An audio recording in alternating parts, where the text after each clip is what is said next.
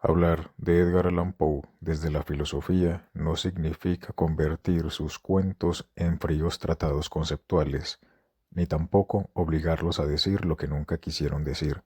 Significa, más bien, reconocer algo que cualquier lector atento percibe apenas entra en su universo narrativo, que en Poe los relatos no se agotan en una historia de terror, en un crimen, en una atmósfera sombría o en un desenlace perturbador, sino que ponen a prueba preguntas fundamentales sobre la condición humana.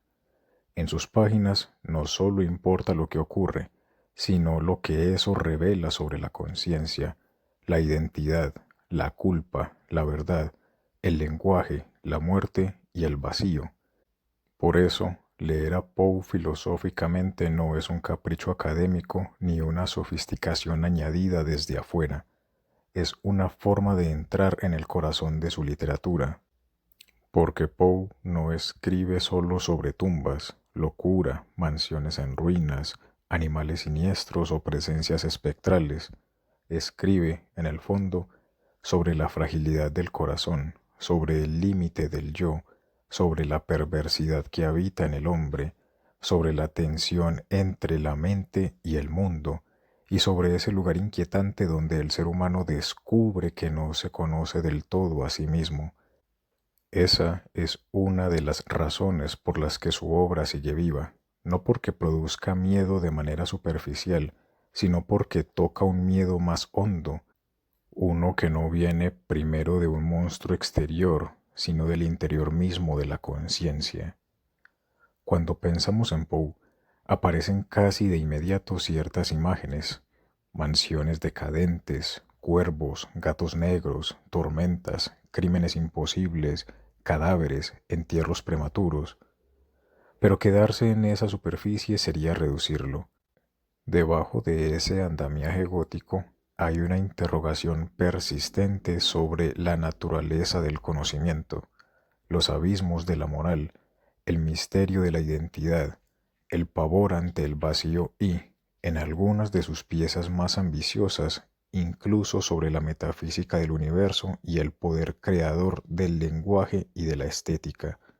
Poe no filosofa como un profesor ni como un constructor de sistemas, filosofa como un visionario literario que intuye problemas radicales y los encarna dramáticamente. Para comenzar este recorrido, conviene entrar por la epistemología, es decir, por la pregunta acerca de cómo conocemos y hasta dónde podemos confiar en la mente humana. Este problema está muy presente en Poe y aparece con nitidez en Melón Tauta. Allí, Poe ironiza sobre dos grandes tradiciones del conocimiento occidental, la vía deductiva y la vía inductiva. Se burla del aristotelismo y del baconianismo, al rebautizarlos satíricamente como el camino de Aristótle, el carnero, y el de Hogg, el cerdo. La caricatura no es gratuita. Lo que Poe cuestiona es la pretensión de que el conocimiento pueda reducirse a procedimientos rígidos, sistemáticos, previsibles, como si toda la verdad fuera alcanzable por una metodología que avanza de manera lineal. Para él, tanto el carnero como el cerdo terminan arrastrándose, y ese arrastrarse es justamente lo contrario de aquello que el alma anhela: volar. En esa crítica hay una intuición decisiva. Poe sospecha de la arrogancia de la razón cuando se cree autosuficiente. No niega la inteligencia ni el pensamiento. Lo que discute es su absolutización. El conocimiento, en su universo, no se obtiene únicamente por acumulación lógica ni por clasificación metódica. Hay un lugar para la intuición, para la imaginación, para el salto que no puede justificarse del todo por los pasos previos. Incluso aparece en uno de los complementos la idea de que Poe asocia la coherencia perfecta con la verdad absoluta, pero lo hace precisamente para problematizar esa confianza ciega en el orden mental. Una mente demasiado coherente puede ser también una mente encerrada en su propia lógica. Ahí está una de sus grandes paradojas. La razón no desaparece en Poe, pero se vuelve sospechosa. Esa sospecha nos conduce directamente al problema de la locura. ¿Qué ocurre cuando la mente no pierde intensidad, sino que la exagera? ¿Qué pasa cuando la conciencia se vuelve contra sí misma? En Eleonora, Poe introduce una observación decisiva. Todavía no se ha resuelto la cuestión de si la locura es o no la forma más elevada de la inteligencia, si mucho de lo glorioso, si todo lo profundo, no surgen de una enfermedad del pensamiento. La frase es extraordinaria porque no presenta la locura solo como carencia o degradación, sino como una posibilidad inquietante de lucidez extrema. La locura en Poe no siempre es simple oscuridad mental, a veces es una visión demasiado intensa, un exceso de percepción, una conciencia que ve más de lo que sería soportable. Esto se encarna de forma magistral en El corazón delator. El narrador no es un hombre incapacitado para pensar, todo lo contrario, insiste obsesivamente en demostrar su cordura, argumenta, explica, justifica, organiza cada detalle de su crimen. Asegura que la enfermedad no embotó sus sentimientos, sino que los agudizó. Y ahí está la gran paradoja del relato. Cuanto más quiere convencernos de su lucidez, más evidente se vuelve su fractura interior. El corazón que late bajo las tablas del suelo no es sólo un recurso de suspenso narrativo, es la culpa convertida en sonido, es la conciencia regresando de una forma que ya no puede ser reprimida. Filosóficamente, el relato muestra que el ser humano no siempre cae porque ignora, a veces cae porque sabe, porque recuerda, porque oye demasiado tarde aquello que quiso callar. La razón, en vez de protegerlo, se convierte en instrumento de autoengaño. Y esto abre un punto crucial. Poe trabaja con una conciencia que no es transparente. No se trata de un sujeto sereno, idéntico a sí mismo, perfectamente dueño de sus actos. Sus personajes piensan demasiado, se observan, se explican, se vigilan, pero precisamente por eso dejan de ver una verdad que no dominan. En Poe, la conciencia es una zona fisurada, y esa fisura nos lleva al problema de la identidad. Si hay un cuento clave para pensar el yo en Poe, ese es William Wilson. Allí, el motivo del doble no funciona únicamente como un artificio fantástico, es una exploración profunda del desdoblamiento del sujeto, de la conciencia moral, del espejo interior que acompaña al hombre incluso cuando éste quiere escapar de sí mismo. El protagonista es perseguido a lo largo de su vida por otro ser que comparte su nombre, su apariencia y hasta su voz. Pero ese otro no es simplemente un enemigo exterior, es una presencia que vigila, limita, recuerda, juzga. Puede leerse como remordimiento, como ley interior, como conciencia, como fractura del yo, y el yo en Poe no es una unidad limpia, cerrada, armónica, está atravesado por impulsos, culpas, obsesiones, recuerdos y desgarramientos. Hay, además, una dimensión biográfica sugerida en uno de los textos. Los escenarios iniciales del cuento remitirían a los propios recuerdos escolares de Poe en Inglaterra.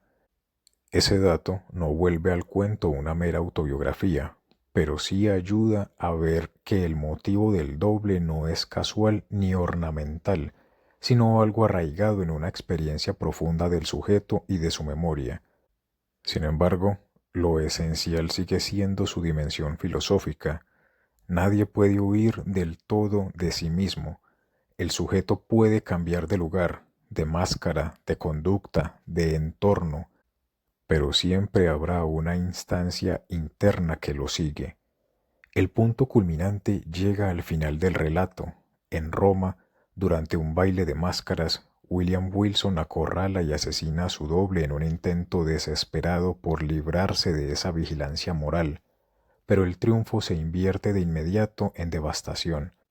El doble le devuelve su imagen en el espejo y le dice que al matarlo se ha matado a sí mismo. Este momento tiene una fuerza ontológica tremenda. Destruir la conciencia no trae libertad, sino aniquilación. La supresión del doble y de la culpa no libera al sujeto, lo vacía. Allí, Poe toca una intuición filosófica de enorme alcance. No hay yo sin conflicto interior. No hay identidad humana completamente pacificada. El sujeto moderno no coincide del todo consigo mismo. Si el problema de la identidad nos conduce al conflicto interior, la ética en Poe nos lleva a una región todavía más oscura, la del mal y la autodestrucción. ¿Por qué hacemos daño? ¿Por qué, incluso sabiendo que algo no debe hacerse, avanzamos precisamente hacia ello? En El demonio de la perversidad, Poe rompe de manera frontal con las explicaciones racionalistas del comportamiento humano.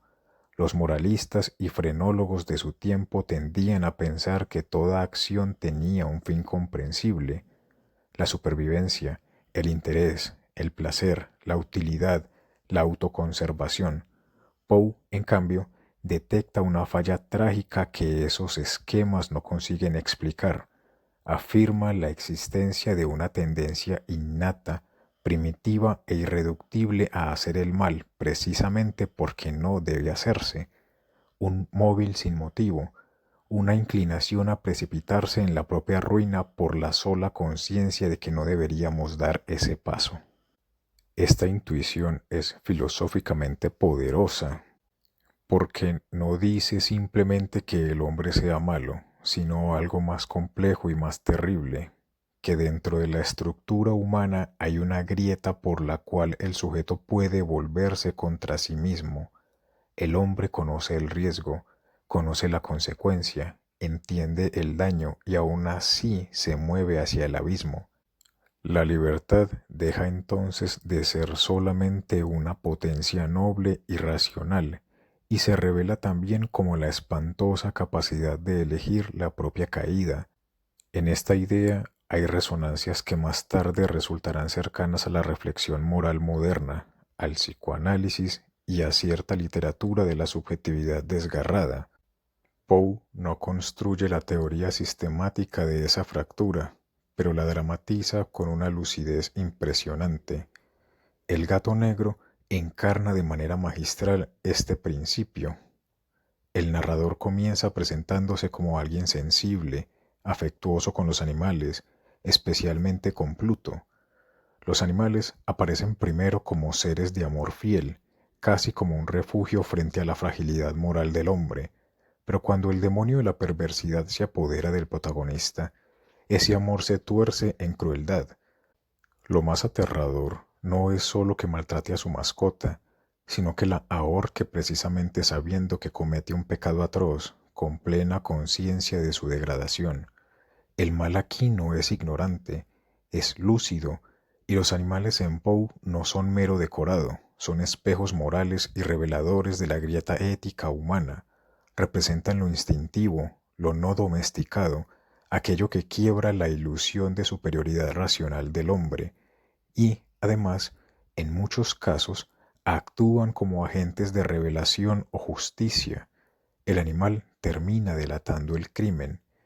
Esa función de lo animal se prolonga en los crímenes de la calle Morgue, donde el orangután introduce otra forma de perturbación. Allí, la violencia brutal y desmedida desconcierta por completo a la lógica policial y a los sistemas ordinarios de interpretación. La ferocidad no responde a una moral humana y, sin embargo, precisamente por eso, expone la fragilidad de nuestras categorías. El animal en Poe no es solo naturaleza exterior, es también el recordatorio de aquello que en el hombre no se deja reducir del todo al orden racional. Junto a la ética y la identidad, hay otro eje decisivo: la relación entre mente y entorno. En Poe, el espacio nunca es neutro. El paisaje, la arquitectura, la casa, la habitación, la penumbra, el clima, todo puede convertirse en una exteriorización de las fuerzas interiores. La caída de la casa Asher es el ejemplo más notable. La mansión no es simplemente un escenario gótico, es la proyección material del deterioro mental y físico de Roderick Asher, su grieta apenas perceptible, sus hongos, sus árboles marchitos, la atmósfera enfermiza que la rodea, todo habla de una ruina que no es solo arquitectónica. La casa y la familia comparten un destino. Al hundirse una, se hunde la otra. Cuando la mente de Asher se precipita en la locura y el terror, la casa entera termina desplomándose en el estanque oscuro, como si el espacio mismo participara de la catástrofe. Aquí, Poe insinúa algo fundamental. El hombre no vive separado del mundo que habita. El espacio no es puro fondo. El mundo sensible puede configurarse como una prolongación del alma. Por eso hablar del espacio en Poe es hablar también de percepción, de estado interior, de ontología, del derrumbe. No se trata solo de una casa en ruinas, sino de una forma de ser en ruinas. Frente a esa ruina y frente al poder de la muerte, aparece en Poe otra categoría esencial, la voluntad. En Ligeia, la voluntad adquiere una potencia casi metafísica. El relato gira en torno a la famosa sentencia de Joseph Glanville: el hombre no se doblega a los ángeles, ni cede por entero a la muerte, como no sea por la flaqueza de su débil voluntad. Esta frase es decisiva, porque abre la posibilidad de pensar la muerte no como un límite meramente biológico, sino como algo que la intensidad del espíritu podría desafiar. Ligeia es presentada precisamente como una figura de voluntad gigantesca, de inteligencia poderosa, de deseo feroz de persistir. Su voluntad es una resistencia espiritual salvaje, un apetito de vivir, solo vivir. Desde esa perspectiva, el regreso de Ligeia en el cuerpo de Rowena puede leerse como el triunfo de la mente sobre la materia, como una rebelión ontológica contra la muerte, pero Poe, como casi siempre, deja la experiencia abierta a la ambigüedad. Ese retorno puede ser también el resultado de una percepción enloquecida, de un narrador desfigurado por la pérdida, la obsesión o el opio. Y justamente en esa indecisión reside parte de la grandeza del relato. Poe no nos obliga a elegir entre la explicación sobrenatural y la psicológica, hace que ambas convivan, tensando la frontera entre la realidad y el delirio. La voluntad, entonces, es a la vez fuerza metafísica posible y potencia imaginaria de una conciencia devastada. Pero la exploración de Poe no se detiene en la voluntad como resistencia frente a la muerte.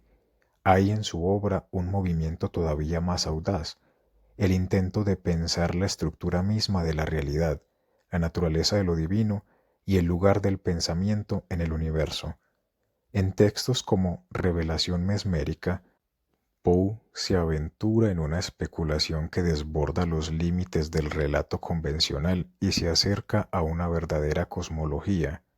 Allí, a través de un sujeto hipnotizado en el umbral de la muerte, se plantea que lo que entendemos por espíritu no es una sustancia separada e inmaterial en el sentido tradicional, sino una forma de materia extremadamente sutil. Dios mismo no sería un ente abstracto separado del mundo, sino una materia indivisa, una sustancia suprema cuya vibración constituye todo lo existente. Esta idea es radical porque subvierte la distinción clásica entre materia y espíritu. Si el pensamiento es una forma de materia en movimiento, entonces pensar no es simplemente representar el mundo, es participar de su constitución. En esa misma línea, el poder de las palabras lleva a la intuición todavía más lejos. Allí, Poe sugiere que cada palabra, cada emisión sonora, cada vibración producida por el pensamiento encarnado en el lenguaje genera efectos en el universo. Nada se pierde, todo movimiento, por mínimo que sea, produce consecuencias que se expanden indefinidamente en el éter. Las palabras, entonces, no son meros signos, son actos físicos con alcance cósmico. Esta concepción transforma por completo la relación entre lenguaje y realidad. El lenguaje deja de ser un instrumento secundario para describir lo que ya está dado y se convierte en una potencia creadora. Hablar es intervenir en la estructura misma del universo. Pensar es modificar, aunque sea imperceptiblemente, la trama de lo real. Desde esta perspectiva, la literatura de Poe adquiere otra dimensión. No solo representa horrores, obsesiones o abismos, los produce, los pone en movimiento, los hace existir en una red de efectos que trascienden el texto. Y esta idea se prolonga en su concepción estética.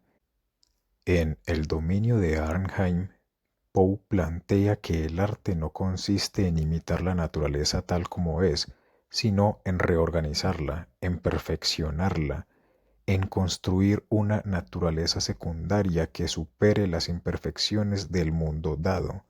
Un artista, en este sentido, no es un simple observador ni un decorador de lo real, es un intermediario entre el hombre y lo divino.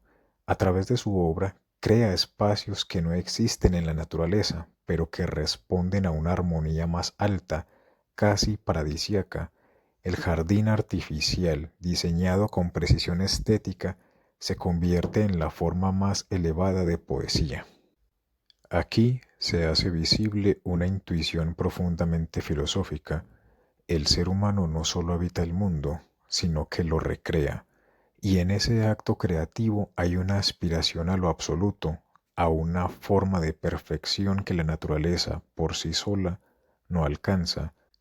La estética en Poe no es adorno, es una vía de acceso a lo trascendente. Sin embargo, después de recorrer estos caminos, la razón, la locura, la identidad, la culpa, la perversidad, el espacio, la voluntad, la metafísica, el lenguaje y la creación, la obra de Poe parece conducir inevitablemente hacia un punto límite, un punto donde todas estas dimensiones convergen y, al mismo tiempo, se suspenden. Ese punto es el silencio. El silencio en Poe no es simplemente la ausencia de sonido, no es una pausa ni un descanso ni un vacío neutro, es una experiencia límite, es el momento en el que el mundo deja de ofrecer referencias, en que el ruido exterior, que hasta entonces funcionaba como una especie de sostén, desaparece por completo, y en ese instante lo que emerge no es la paz, sino el desamparo. En silencio, Poe construye una experiencia con una precisión extraordinaria.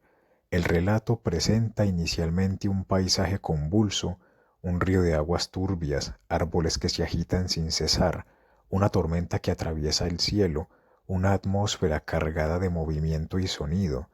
En medio de ese caos, un hombre observa desde una roca, mientras hay ruido, mientras hay agitación, mientras hay mundo en movimiento, el sujeto resiste, puede temer, puede inquietarse, pero no huye, porque el ruido, en cierto sentido, protege, funciona como una mediación entre el hombre y el abismo. Pero entonces ocurre lo decisivo. El demonio pronuncia una maldición y todo se detiene. El viento cesa, el agua se inmoviliza, los árboles dejan de oscilar, el trueno desaparece, el mundo entero cae en un silencio absoluto. Y es en ese instante, precisamente en ese instante de quietud total, cuando la roca cambia su inscripción y revela una única palabra, silencio. Y lo verdaderamente inquietante no es lo que sucede antes, sino lo que sucede después.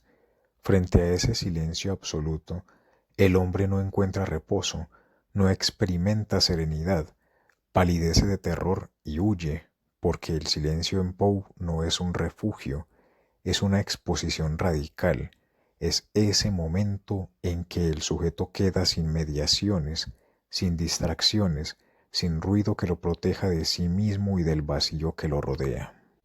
Aquí el silencio adquiere una dimensión filosófica extraordinaria.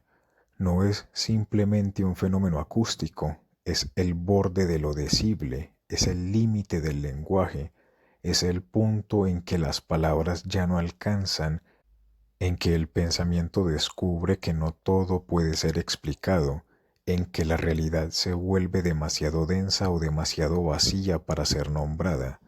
El silencio no es ausencia de sentido, es exceso o quiebre del sentido, y por eso mismo el silencio en Poe se conecta con todos los núcleos anteriores.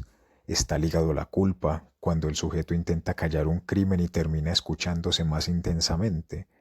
Está ligado a la identidad, cuando el ruido del mundo desaparece y el hombre se enfrenta con su propio doble. Está ligado a la muerte, cuando ante ciertos límites el lenguaje se adelgaza hasta casi desaparecer.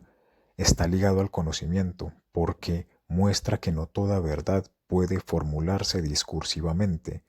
En este sentido, Poe parece intuir algo que atraviesa buena parte de la filosofía, que hay experiencias que no pueden ser plenamente capturadas por el lenguaje y que, sin embargo, esas experiencias no son irrelevantes, al contrario, son las más decisivas.